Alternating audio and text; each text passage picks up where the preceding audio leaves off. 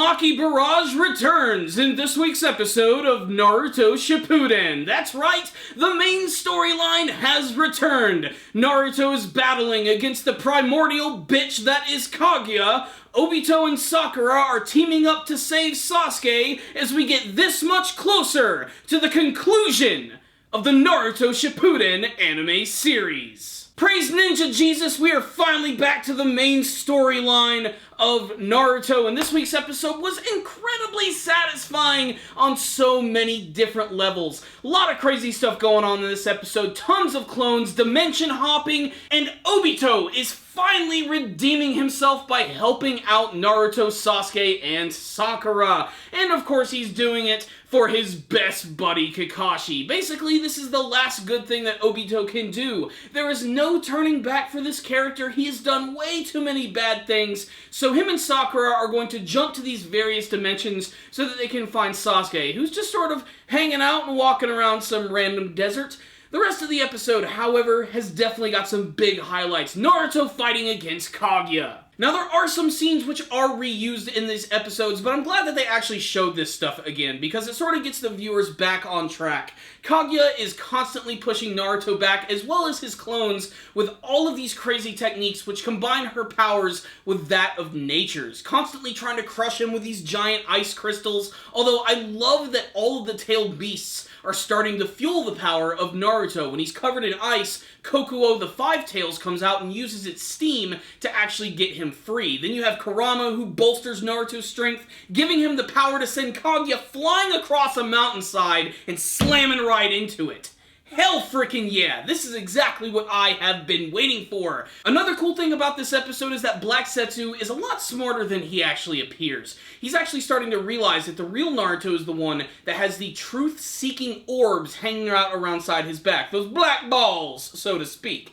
And that's when they know who the real clone is, so I'm sure they're going to begin their attack a lot more in the next episode. Not to mention, we also get to see some new techniques from Kaguya herself, some of which might actually look familiar. When Obito and Sakura and Naruto go to the other dimension with Kaguya, which is to say they hitch a ride to the other dimension, Sakura and Obito decide to escape in a pocket of space and time. And Naruto confronts Kaguya, who uses this ash bone ability, where all of these sharp bones start to erupt from her body and some of them from her hands, and she can fire these into portals which will appear right behind Naruto, piercing him and basically turning his entire body to dust. She believes this to be the actual Naruto clone, that's why she decides to head back. But of course this ability stems from Kimimaro, one of the most classic characters from the original Naruto series, and I'm glad to see the connection between these two. I mean, we have to remember, his name was Kimimaro Kaguya, and he was certainly descended from the same clan. So it makes sense that she would have an ability similar to this, and one that's even more destructive.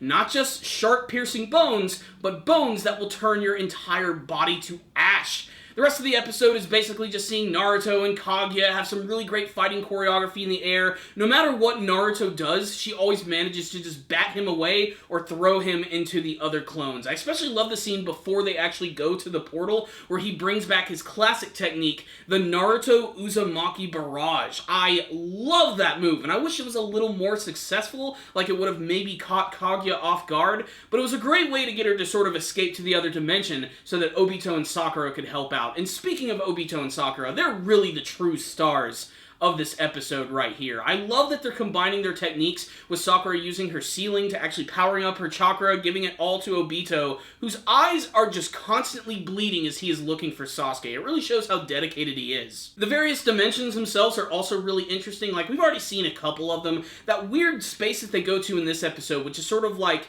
the ultimate branch that goes off to the other different dimensions. Like, it kind of looks like this like weird, like craggy battlefield, like with these weird rock faces. And then of course you have the desert that Sasuke's in. They've already in the volcano fire area. There's of course the snowy area. There's this place that has this like weird like plated ground on it that's almost indescribable. And then there's one that's just filled with acid. Just randomly, just out of nowhere, they open up this dimension, and all of this corrosive acid just starts pouring out, and it gets on Sakura's arm, and she has to, like, rip her clothes off and everything. It's insane, like, what type of dimensions she can actually create, and the fact that she can maintain them that way just speaks volumes for Kaguya's power, although we really haven't even seen what she's truly capable of yet, but we're going to get there as we get even closer in the next couple of episodes.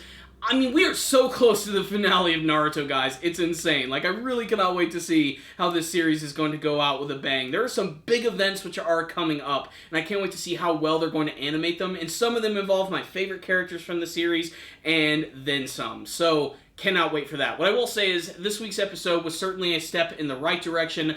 I hope we can just maintain this for the rest of the series. Like, I don't want any more side stories. I don't want any more filler stories, backgrounds on other characters. Let's just adapt the rest of the manga, come to a closing point, end the Naruto series, and if we decide that we want to do more anime in the future, we will. I mean, they've already announced that there's going to be a Shikamaru special at the end of this year, which is going to be about one of those, like, novels that they wrote that were all around when Naruto was ending for the very first time. So Shikamaru fans should definitely get excited for that. I can't wait to see that. I think it's going to be cool. We're probably going to get a Boruto anime as well. That should not be a spoiler because they've been releasing those movies left and right along with the manga. So, what's the rundown on this week's episode of Naruto Shippuden? Good animation and good artwork with lots of tension, awesome music, and some fantastic characters make for a great episode. Naruto animation team, all the people that work on the series, more of this, please. This is exactly what the fans want. Now, that's not to say that this wasn't a perfect episode. In fact, there were some big differences in quality of the animation and the artwork. For some odd reason, I think the animation and the artwork looks a lot cleaner when they're actually in the snowy area. Maybe it's because the colors are muted, I'm not really sure. It's just when they go to that weird craggy area, which is like the one that stems to all the other dimensions, it just doesn't look as tight. I'm not sure what it is. Maybe a separate team worked on those scenes while another team worked on the ones that took place in the snowy area. It would make sense. They are very different from one another.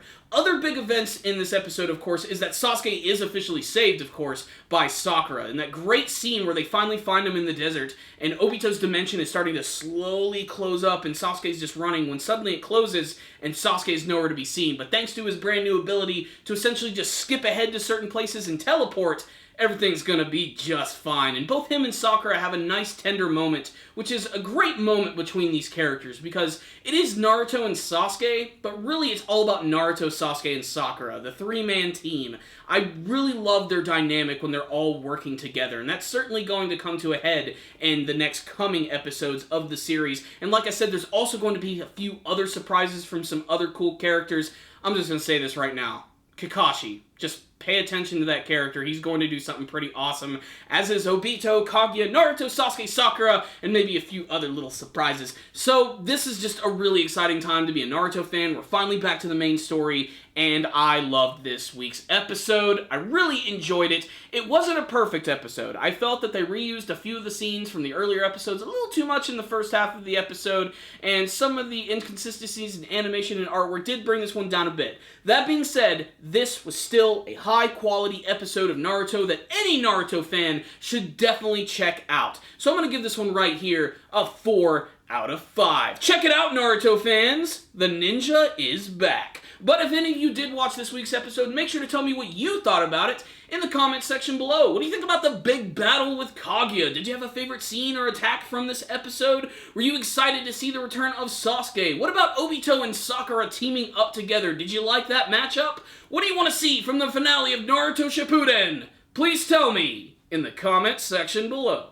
Thank you, my friends, for watching this review. I really appreciate it. If you want to help support Super Kami Guru 9000, the best way to do it is to like this video and subscribe to the channel, and make sure to share with all of your friends. Thank you guys again for watching, and as always, stay dandy, baby.